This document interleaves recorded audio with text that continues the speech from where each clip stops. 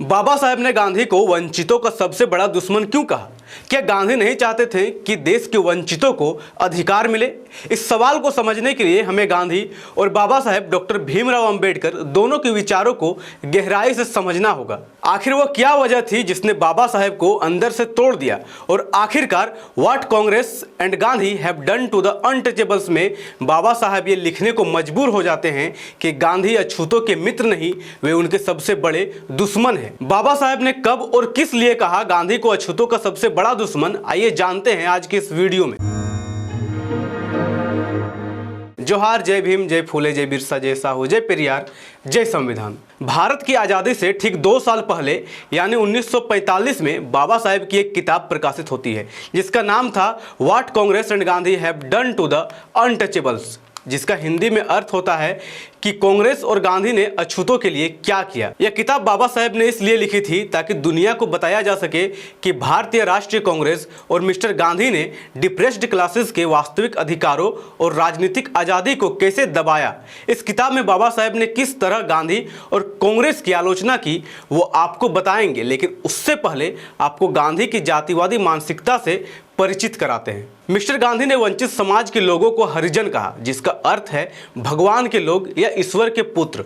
लेकिन इस शब्द के पीछे की भावना और उस पर हुई आलोचना दोनों को समझना बेहद जरूरी है। मिस्टर गांधी ने अछूत शब्द को अमानवीय और अपमानजनक माना, इसलिए उसके स्थान पर उन्होंने हरिजन शब्द दिया।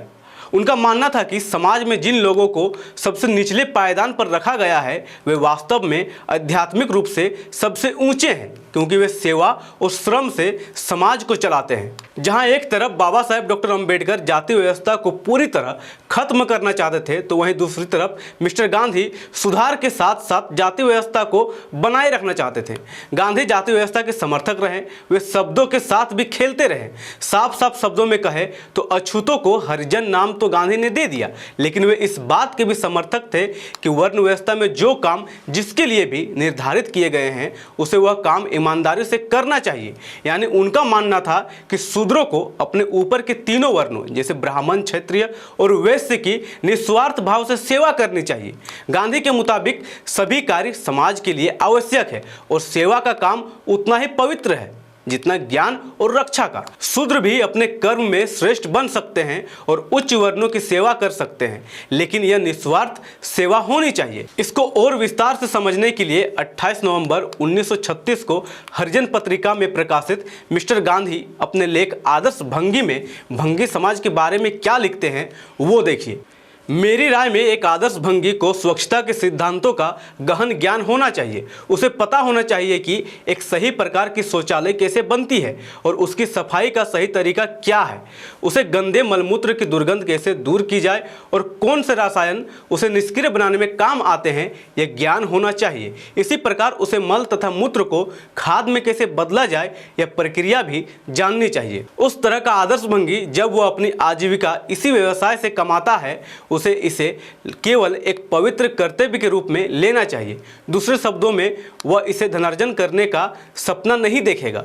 वह अपने सेवा क्षेत्र के भीतर सभी गंदगी तथा मलमूत्र को हटाने निपटाने का उत्तरदायित्व समझेगा और वहां स्वच्छ तथा स्वास्थ्यप्रद स्थिति बनाए रखना अपने अस्तित्व का सर्वोच्च लक्ष्य मानेगा। गांधी का मानना था कि एक भंगी को शौचालय की सफाई कैसे करनी है उसकी अच्छी समझ होनी चाहिए और यह काम पैसे कमाने के उद्देश्य से नहीं बल्कि पवित्र कर्तव्य के रूप में करेगा। अब यहाँ तक तो आपको गांधी की मानसिकता वंचित समाज के प्रति कैसी रही होगी थोड़ी बहुत समझ आ रही होगी, और गहराई से समझने के लिए अब बाबा साहेब की किताब कांग्रेस और गांधी ने अछूतों के लिए क्या किया इस पर गौर करते हैं। बाबा साहेब गांधी के हरिजन शब्द की आलोचना की।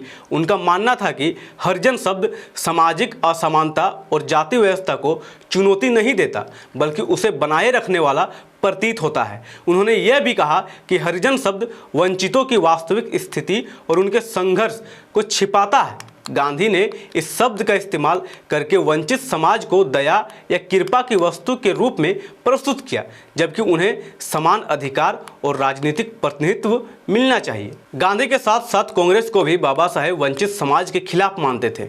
वे लिखते हैं, कांग्रेस कभी भी वंचितों को उनके हक का प्रतिनिधित्व नहीं देती। यह केवल उन्हें राजनीतिक उपकार या दया की वस्तु मानती है। अब आखिर क्या वजह थी कि बाबा साहेब ने गांधी को देश के वंचितों का सबसे बड़ा दुश्मन कहा? तो यहाँ कई बातें सामने आती है, लेकिन जो सबसे महत्वपूर्ण था वो था पृथक निर्वाचन का अधिकार। बाबा साहेब के वर्षों के संघर्षों का ये परिणाम था कि अंग्रेजों ने वंचित समाज के लिए पृथक निर्वाचन देने की बात मान लिया था, लेकिन गांधी ने इसका कड़ा विरोध किया और यरवदा जेल में अनशन पर बैठ गए। गांधी के अनशन पर बैठने के बाद बाबा साहेब पर दबाव बनाया गया और अंत में बाबा साहेब अम्बेडकर को 1932 में पूना पैक्ट पर हस्ताक्षर करना पड़ा। अगर पृथक निर्वाचन मंडल और पूना पैक्ट के बारे में और विस्तार से जानना है तो आप इस वाले वीडियो में जाके देख सकते हैं, जिसका लिंक आपको डिस्क्रिप्शन बॉक्स में मिल जाएगा। पूना समझौते के बाद बाबा साहेब टूट चुके थे, क्योंकि पृथक निर्वाचन मंडल कोई आम अधिकार नहीं था। पृथक निर्वाचन मंडल का मतलब था देश का वंचित समाज अपनी अलग राजनीतिक ताकत बनाए ताकि ब्राह्मणवादी समाज पर निर्भर ना रहे। इसके बाद बाबा साहेब ने कांग्रेस और गांधी के खिलाफ कई लेख लिखे। बाबा साहेब की नज़र में गांधी ने वंचितों के अधिकारों को हिंदू समाज की एकता के नाम पर कुचल दिया। बाबा साहेब का तर्क था कि गांधी ने वंचित समाज की स्वतंत्र राजनीतिक पहचान का विरोध किया ताकि वे हमेशा हिंदू समाज के अधीन रहे।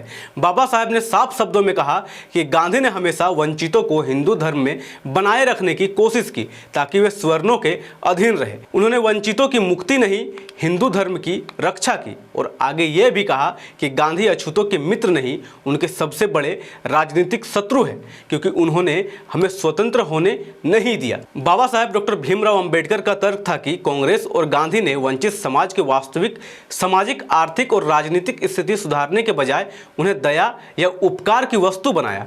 कांग्रेस की नीतियां वंचितों को स्वर्ण के अधीन बनाए रखने वाली रही। गांधी का हरिजन नीति और कांग्रेस का व्यवहार जाति व्यवस्था और हिंदू धर्म की रक्षा पर केंद्रित था, ना कि वंचितों की मुक्ति पर। इस पर आपकी क्या राय है? हमारे साथ शेयर जरूर करें। धन्यवाद। जय संविधान, जय भारत, जय भीम, जय मूल निवास। MNT न्यूज नेटवर्क को सब्सक्राइब करें, लाइक और फॉलो करना ना भूलें। साथ ही बेल आइकॉन दबाकर जन जागृति की मुहिम में जुड़े रहें।